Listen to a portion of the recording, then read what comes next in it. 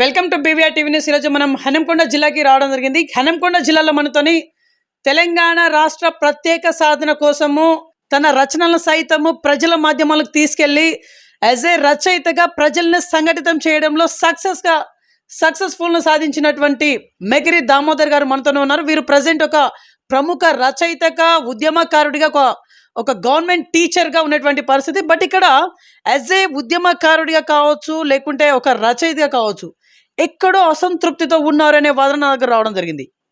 Actually అసంతృప్తి కలిగినటువంటి విషయాలు ఏంటి? యాక్చువల్లీ మేకిరి దామోదర్ గారు ఏం ఆశిస్తూ ఉన్నారు? ఒక ఉద్యమకారుడిగా ఇట్లాంటి గౌరవాన్ని ఆశిస్తూ ఉన్నారు. కొంత తెలుసుకునే ప్రయత్నం చేద్దాం. నమస్తే సార్, బాగున్నారా? నమస్తే సార్. నా ఇంటర్వ్యూ తీసుకోవడానికి వచ్చిన బీవీఆర్ న్యూస్ వారికి ధన్యవాదాలు. ఓకే సార్, మీరు ఒక పోయెట్గా మీకంటూ ఒక పేరు అయితే ఉంది ప్రజెంట్ అయితే. అంటే ఒక పోయెట్, ఒక రచన పబ్లిక్లోకి వెళ్తే మీకు వందలాది మంది ఫోన్ల రూపంలో విషెస్ చెప్తారని చెప్పేసి విన్నాము. అయినా కూడా మీరు ఎక్కడో అసంతృప్తితో ఉన్నారంట. ఒక రచయితగా కొంత అసంతృప్తి అనేది మీలో మిగిలిందని చెప్పేసి కొంత వినికిడి. ఏం చెప్తారు? రచయిత ఎప్పుడు సమకాలీన అంశాలను ఎప్పటికప్పుడు రాస్తూ ప్రజల్ని చైతన్యపరచడం ఆయన ప్రాథమిక కర్తవ్యం. అందులో భాగంగా మేము రచనలు అట్లా చేస్తుంటాం, కవిత్వము రచనలు రాస్తూ ఉంటాం. అయితే మా రచన అచ్చైనప్పుడు అది చూసి స్పందించే పాఠకులు చాలామంది ఫోన్ చేసినప్పుడు ఒక ఆత్మ సంతృప్తి మిగులుతుంది. కానీ అదే సమయంలో రచయితగా, కవిగా మేము ఆశించేది ఏంటంటే, ఆ సమస్య పరిష్కారమైనప్పుడు, ఆ బాధితులకు న్యాయం జరిగినప్పుడు, మేము చేసిన ప్రయత్నానికి సార్థకత, వాళ్ళకు ఫలితం ఆశించినప్పుడు, సాధించినప్పుడు ప్రయత్నం నెరవేరినట్టుగా అనిపిస్తుంది. కానీ అది ఎక్కడో వెలితి ఏర్పడి అనేక సమస్యలు ఎక్కడ వేసిన గొంగలి అనే చందంగా ఉండడం జరుగుతుంది. అదే ఒక రచయితగా బాధగా, వెలితిగా ఉందనిపిస్తుంది.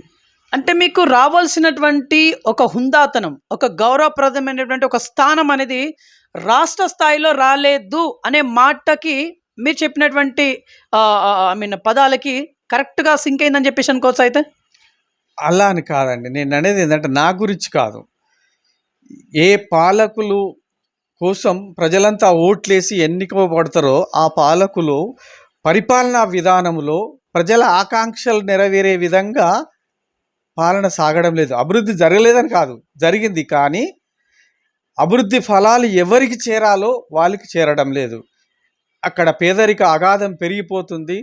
గుప్పెడు మంది చేతుల్లోనే దేశ సంపద అంతా కేంద్రీకృతమైంది.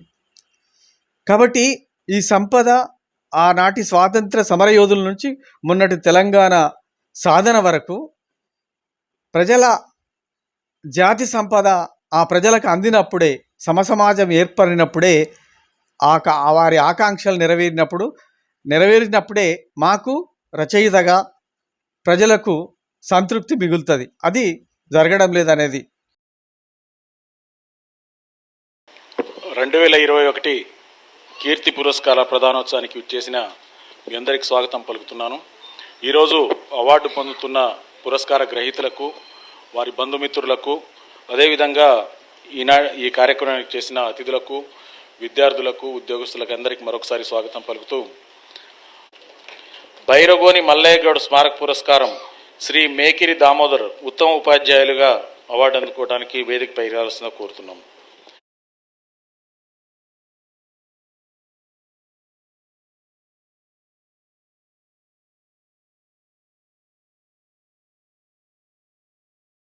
మేకిరి దామోదర్ నువ్వు చాలా గొప్పవాడి ఉందని విషయం నాకు అర్థమైపోయింది. నీకోసం ఎంత పెద్దవాళ్ళు మా దామోదర్, మీరు ఎందరినో గుర్తిస్తున్నారు, మా దామోదర్ గుర్తించకపోతే ఎలా అని చెప్పేసి పెద్దవాళ్ళు అడిగారయ్యా. నాతో శ్రీ బైరగోని మల్లయ్య గౌడ్ జ్ఞాపకార్థం బి శ్రవణ్ గౌడ్, బి శ్రీనివాస్ గౌడ్ ఏర్పాటు చేసిన కీర్తి పురస్కారాన్ని మేకిరి దామోదర్ గారికి అందజేస్తున్నాం.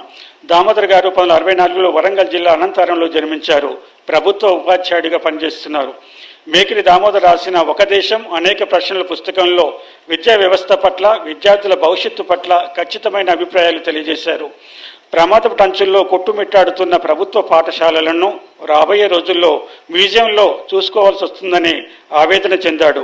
విద్యార్థుల్లో జ్ఞానార్జన, శాస్త్రీయ వైఖరి, సామాజిక స్పృహ పెరగడానికి ప్రశ్నకు పట్టాభిషేకం చేయాలని, అప్పుడే గురు పూజోత్సవానికి నిజమైన సార్థకత చేకూరుతుందని తన మనోఫలకాన్ని ఆవిష్కరించాడు. తరాలు మారినా అంతరాలు మారని సమాజంలో గురువుకు ఆన్లైన్ బోధన ఎప్పటికీ ప్రత్యామ్నాయం కాదని నొక్కి చెప్పారు. వీరు పహార కవితా సంపుటిని, సంఘర్షణ, సమరసింహం, ఒక దేశం అనేక ప్రశ్నలు అనే వ్యాస సంపుటాలను ప్రచురించారు. వీరికి ఉత్తమ ఉపాధ్యాయుడు పురస్కారాన్ని అందజేయడం జరిగింది.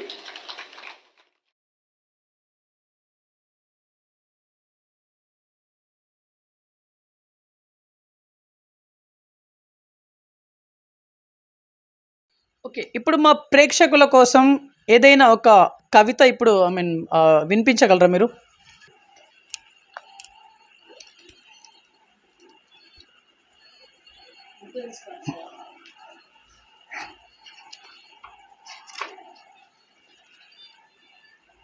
నా తొలి కవిత రైతుల బాధల గురించి రాసిన రైతు రాత.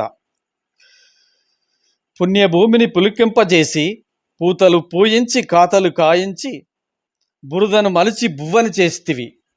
బువ్వలేక నీ బతుకు బూడిద కాబట్టే. పార్టీలు మారిన పాట్లు తప్పవాయే, నేతలు మారిన నీ తలరాత మారదాయే. దళారుల దోపిడీ కల్తీల కరాలకేలి నీళ్ల మందులు నీకు కన్నీళ్లు తెప్పించే. ఎర్ర బంగారం అని ఎగిరెగిరి వేస్తే ఏటిలో ముంచే నట్టేటిలో ముంచే. తెల్ల బంగారం అని తెగబడి చేస్తే తెల్లబోతివి నీ బతుకు తెల్లారిపాయే. మేగో మదనమంటూ మేటి మాటలు చెబుతాన్లు, ఎత్తిపోతలంటూ ఎత్తులెన్నో వేస్తాన్లు. ఊపిరి పోసేది పోయి ఉసురు తీయబట్టిరి. గిట్టుబాటు వట్టి మాట, మట్టి బతుకు నీది వట్టి బతుకు. బడులకు పోరైరి నీ బుడతలు, బాల కార్మికులై బతుకబట్టిరి. సచ్చుడే సంపదాయే, సారమే లేదాయే. మారాలి నీ రాత, తీరాలి నీ బాధ. ఓకే. ఏంటి సార్ దీని అర్థం ఏంటిది? అయితే ఈ దేశానికి పట్టెడన్నం పెట్టే రైతు 75 సంవత్సరాల అమృతోత్సవాలు జరుపుకున్నాం, కానీ నేటికి రైతు ఆత్మహత్యలు కొనసాగుతూనే ఉన్నాయి. ప్రభుత్వాలు ఎన్నో పథకాలు, ఎన్నో నిధులు వెచ్చించినా కూడా వారి సమస్యను సమూలంగా నిర్మూలించలేకపోతున్నది. అది విధానపరమైన లోపం. దాని పూర్తిగా నేటి పాలకులే బాధ్యులు. ఓకే. సార్ ఇక్కడ మీరు ఏదైతే ఒక రచయితగా ఒక పేరును ఏదైతే సంపాదించుకున్నారో, అంటే సొసైటీ అనేది మీకు ఒక రచయితగా, ఒక ఉద్యమకారుడిగా, ఒక టీచర్గా మీకు ఒక మంచి ఒక హుందాతనమైనటువంటి ఒక ప్లేస్ని అయితే ఏర్పరిచింది. మరి మీరు at the same time return gift ఏమి ఇచ్చిల్లు సొసైటీకి? సొసైటీకి మీరేమైనా ఇచ్చిల్లా?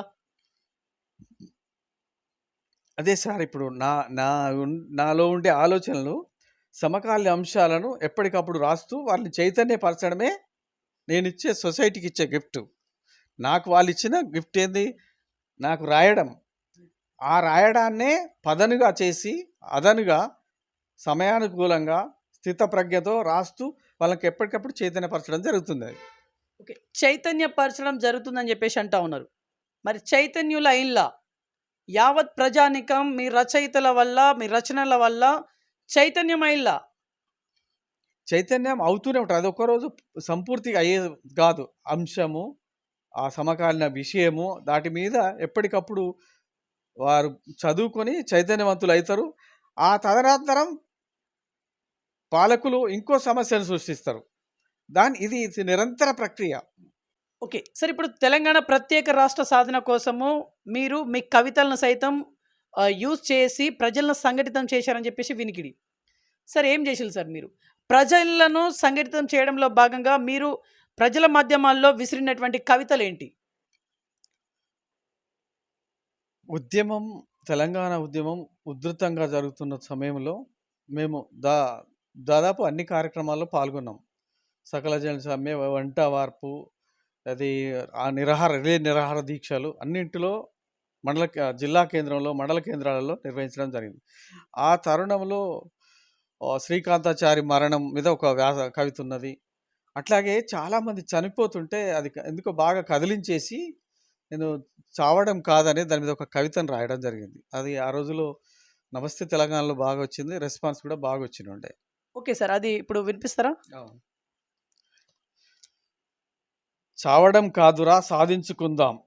తెలంగాణ వాదాన్ని పునికి పుచ్చుకొని ఓట్లను పొంది అధికారపు గద్దెనెక్కి కోటాను కోట్ల ఆమ్దానులకు మరిగి తల్లి తెలంగాణ సమైక్యానికి తాకట్టు పెట్టి ఢిల్లీ అధికార దర్పంతో ఇన్స్టంట్ కాఫీలతో పోల్చుతుంటే ఆగ్రహించి విద్యార్థి యువత నిగ్రహం కోల్పోయి అగ్గి మీద గుగ్గిలమై అమరులవుతుంటే పీనుగల మీద బాసలు చేసి ఆనాడే ఇస్తామని తెస్తామని ఏతులు కొడుతిరి. ఇచ్చిన మాటకు నిలబడకపోతే ఇజ్జద్దిస్తాం. నెనరు లేని నేతలు పరాష్కపు కాదురా, పిరికి వానికెందుకురా పిరికడు మీసాలు. అవ్వతోడు రాబోవు రోజుల్లో తోలు తీసి డోలు ముడిసి ఉద్యమ ద్రోహులను ఉతికి దండోరేద్దాం. మాంత్రికుడి ప్రాణం చిలుకలో ఉన్నట్లే మంత్రుల నేతల ప్రాణం ఓటులో ఉంది. ఆ ఓటు మన చేతిలో ఉంది. చావడం కాదురా, గోస పెట్టేటోళ్ళ గోరి కడదాం. ఓట్లతో తెలంగాణ గెలిపించుకుందాం, బతికి సాధించుకుందాం. ఓకే, ఏంటి సార్ అర్థం ఏంటిది? అంటే చావకూడదు, ప్రాణం చాలా గొప్పది, దానికి విలువ చాలా విలువైనది. చావడం వల్ల కుటుంబాలు నష్టపోతారు. మనం పోరాటం చేసి ఓట్ల ద్వారా వాళ్ళని మార్పు తెప్పించి మనం తెలంగాణ సాధించుకుందామనే ఉద్దేశంలో చనిపోయే వాళ్ళకు ఒక ధైర్యాన్ని ఇచ్చే విధంగా ఈ కవితను రాయడం జరిగింది. పత్రికలో బాగా గుర్తింపు రావడం జరిగింది.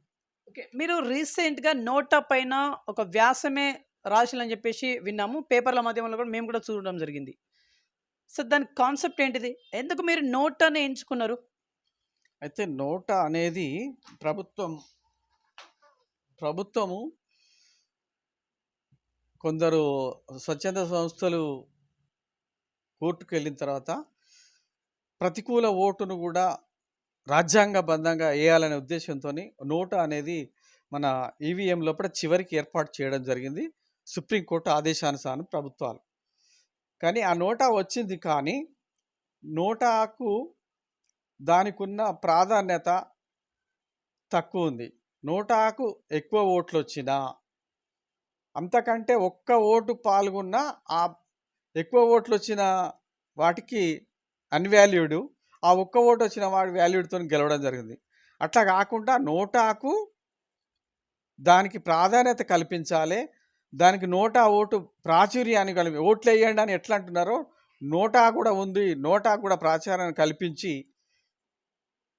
ప్రతికూల ఓటును కూడా రాజ్యాంగబద్ధంగా వేయించుకోవాల్సిన అవసరం ఉంది. ఇక్కడ విషయం ఏంటంటే నోటా ఓటుతో పాటు ఓటు కంపల్సరీ అనేది రావాల్సి ఉంది. ప్రతి ఒక్కరూ ఓటు వేయాలి. అప్పుడు పర్సంటేజ్ పెరిగి ఓటు పర్సంటేజ్ పెరగడం జరుగుతుంది, ప్రజాస్వామ్యం పరిడవిల్లుతుంది. అదేవిధంగా ఎమ్మెల్సీ ఎన్నికల్లో మాదిరిగా ప్రాధాన్యత ఓటు అంటే ఓటుకు 1, 2, 3 అని ఉంటుంది ఎమ్మెల్సీ ఓట్లలో.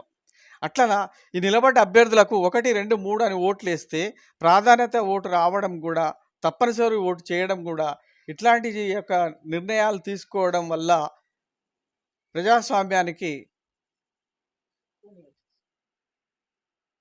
ప్రతిష్టను పెంచే వాళ్ళుగా, ఓటింగ్ శాతాన్ని పెంచే వాళ్ళుగా ఈ యొక్క ఓటు పంచే దానికి కొంత అడ్డుకట్ట వేయడం జరుగుతుంది. ఓకే సార్, ఇప్పుడు ఒక ఉద్యమకారుడిగా మీకు దక్కవలసినటువంటి గౌరవం ఇంకా దక్కలేదు అని చెప్పేసి కొన్ని మాధ్యమాల్లో విన్నాము. వాస్తవమా? యాక్చువల్లీ మీరు ఏం ఆశించి ఉద్యమాలు చేసిరు మరి? అంటే మీరు ఏదో ఒకటి ఆశిస్తేనే అది దక్కలేదు కాబట్టి ఇప్పుడు మీరు నిరుత్సాహంతో ఉన్నారని చెప్పేసి అనుకోవచ్చు. మీరు ఆశించినటువంటి యాక్టివిటీ ఏంటిది? తెలంగాణ ఉద్యమం పూర్తిగా నీరు, నిధులు, నియామకాల మీద జరిగింది.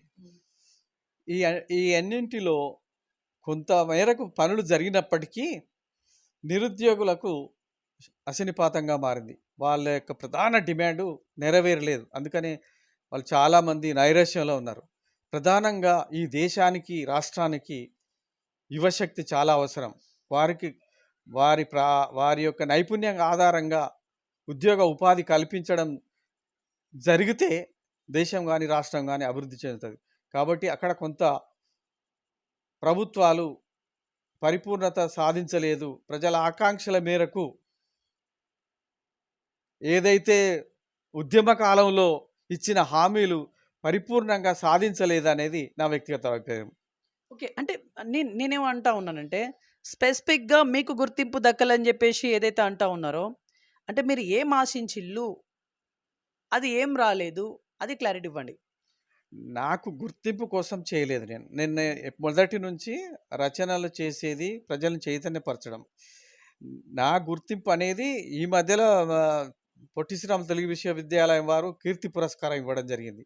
అంతకుముందు అనేక సంస్థలు ఉత్తమ ఉపాధ్యాయ అవార్డు ఇచ్చడం జరిగింది. సాహితీ అవార్డులొచ్చినాయి. ఇవంతా ఒక ఒక ఒక భాగం. కానీ ఒక రచయితగా, ఒక కవిగా తను తను ప్రజల వైపు నిలబడాలి. ప్రజల పక్షం నిలబడాలి. ప్రజా సమస్యలు పరిష్కరించడంలో ఒక తను పాత్రను పోషించాలి. అప్పుడే కవికి, రచయితకు సార్థకత చేకూరుతుంది. ఎప్పుడు ప్రజా సమస్యలు పరిష్కరించబడినప్పుడు, సమాజం ఏర్పడినప్పుడు అది సాధించబడుతుంది. ఓకే.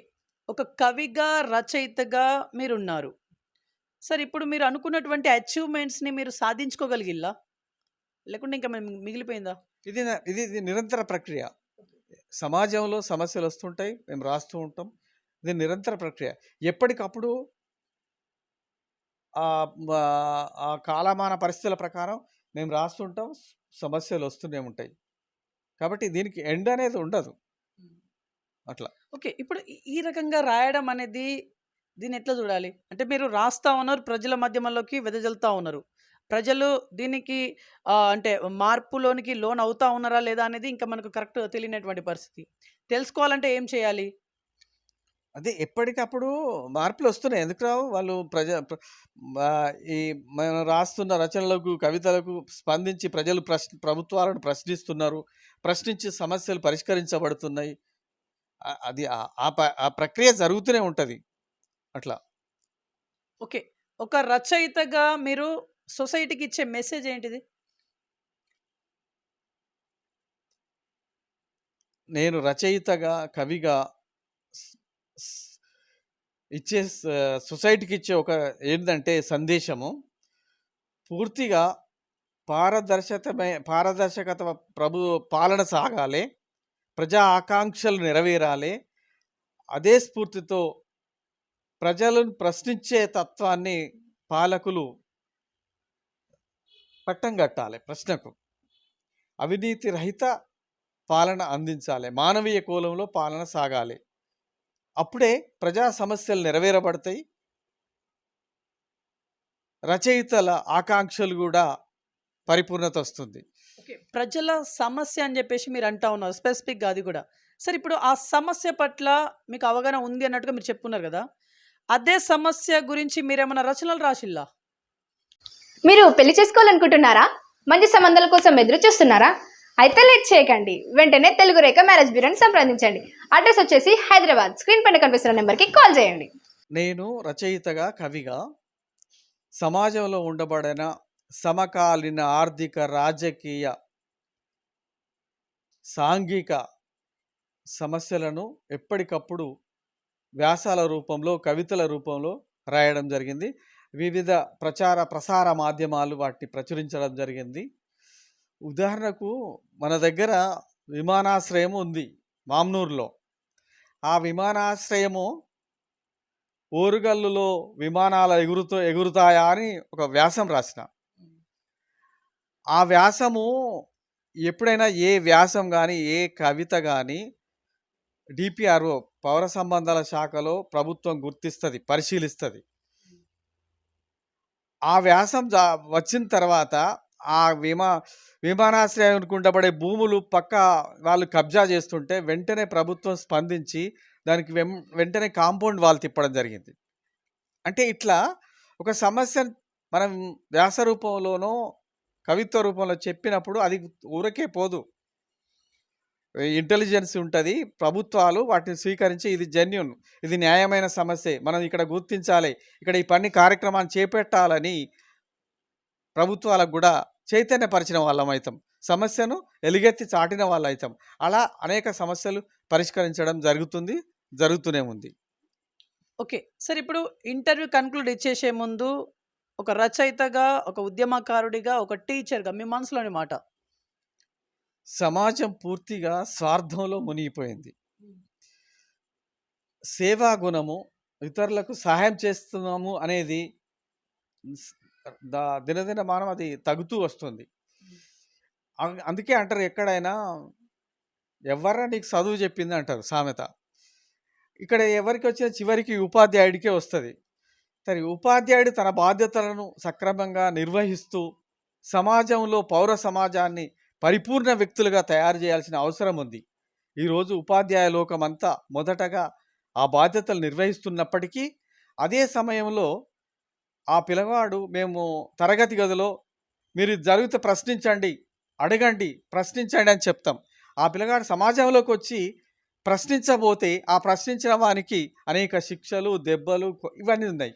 అంటే సమాజానికి బడికి పొంతన కుదరడం లేదు. ఆడ ప్రశ్నించమంటే ఇక్కడ ప్రశ్నించే వాళ్ళకు ఇది ఉన్నాయి. కాబట్టి సమాజము, పాఠశాల అదే సూక్ష్మ రూపంలో బడి, విస్తృత రూపంలో సమాజం, ఈ రెండిటికి అనుసంధానం జరిగి పాలకులు కూడా ఆ పాలన అంత సృహద్భావంగా జరిగినప్పుడు, ప్రశ్నించే తత్వాన్ని గౌరవించినప్పుడు, పౌర స్వేచ్ఛను కాపాడినప్పుడు, ఎలాంటి సమస్య లేకుండా శాంతియుతమైన పాలన అందించినప్పుడు మంచి వాతావరణం ఏర్పడుతుంది. అదే నేను ఇప్పుడు ఉపాధ్యాయ లోకానికి, సమాజానికి, రచయితలకు చెప్పేది ఏంటంటే, మనము నిబద్ధతతో బాధ్యతాయుతంగా పౌరుడి నుంచి ప్రతి ఒక్కరు వ్యవహరించి ఆ విధంగా వెళ్ళినప్పుడు మంచి సమాజాన్ని ఏర్పరిచిన వారం అవుతాం. ఓకే. సో ఇదండి ఈ వారము మేకిరి దామోదర్ గారితో ముఖాముఖి నిర్వర్తించాం. నెక్స్ట్ వీక్ మరొక ఇంట్రెస్టింగ్ మరియు ఇంపార్టెంట్ మీ ముందు చూస్తున్నాను. BVR TV news. Until then బాబాయ్, టేక్ కేర్.